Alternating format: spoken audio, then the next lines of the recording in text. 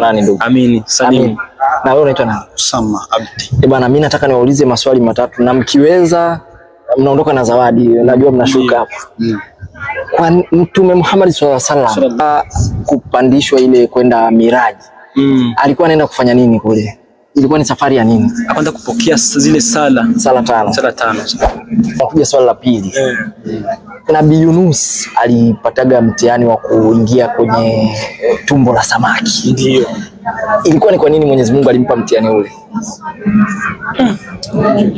Hiyo moja kabisa kivyangu mimi. Naam. Hiyo kama ngumu unasema twende kwenye la tatu. Hiyo ulisema swala ni swali ngapi kwanza? Swali 3. Hiyo ya pili hiyo imeturuka. Hiyo imewaruka. Lakini huu mtihani wangu ukishindwa swali moja ina maana maswali yote matatu umeshindwa. Ilikuwa kuna zawadi au zawadi ilikuwepo? Sababu na kutuambia mapema tujidao. Okay, twende na la pili. Tunapata idea. Swali la 3 nafikiri ilikuwa ni rahisi tu. Nabii Adam kutolewa peponi kuletwa kuishi duniani.